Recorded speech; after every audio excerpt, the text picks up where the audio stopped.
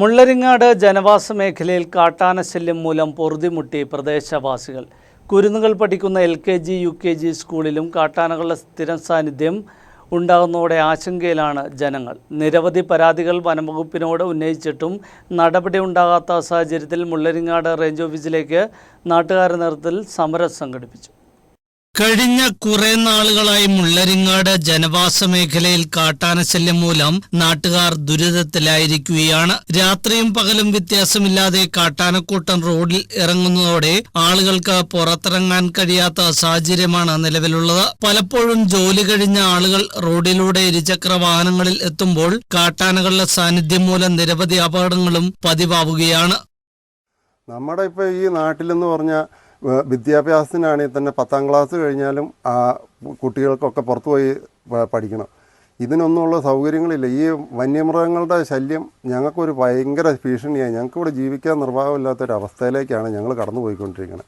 യാതൊരു രീതിയിലും ഇത് മുന്നോട്ടുള്ള ജീവിതം ഞങ്ങളുടെ മുമ്പിലൊരു ചോദ്യചിഹ്നമാണ്. ഞങ്ങളുടെ ഇനി അധികാരികളുടെ ദയയ്ക്ക് വേണ്ടി ഞങ്ങൾ കാത്തിരിക്കുക മാത്രമാണ് ഞങ്ങൾക്കൊരു നിവൃത്തിയുള്ളൂ. ഞങ്ങളെന്തെങ്കിലും സഹായിക്കണമെന്ന് മാത്രമാണ് അധികാരികളോട് ബോധിപ്പിക്കാനുള്ളത്.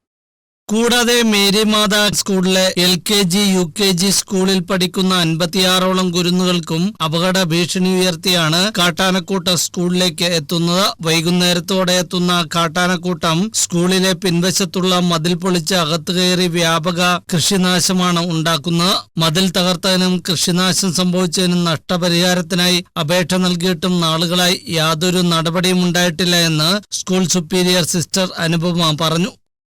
ഇവിടെ ആനയുടെ ശല്യം ഒരു 3 വർഷമായി. 2021 തൊട്ട് ഇവിടെ ആനശല്യം തുടങ്ങിയതാണ്. നമ്മുടെ മതിൽ ഇപ്പം 2 പ്രാവശ്യം പൊളിച്ചു. നമ്മൾ തന്നെ വീണ്ടും കെട്ടി.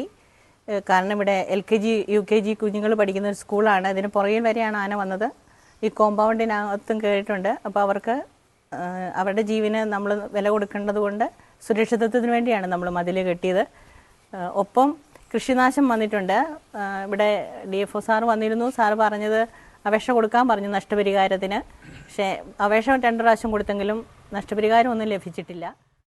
കാട്ടാനക്കൂട്ടങ്ങളെ തുരത്തുവാൻ നിരവധി പരാതികൾ ഉന്നയിച്ചിട്ട് നടപടി ഉണ്ടാകാത്ത സാഹചര്യത്തിലാണ് മുള്ളരിങ്ങാട് അമൽത്തൊട്ടി സൗഹൃദ കൂട്ടായ്മയുടെ നേതൃത്വത്തിൽ മുള്ളരിങ്ങാട് റേഞ്ച് ഓഫീസിലേക്ക് ബഹുജന പ്രതിഷേധവും മാർച്ചും സംഘടിപ്പിച്ചു. News bureau, Idukki.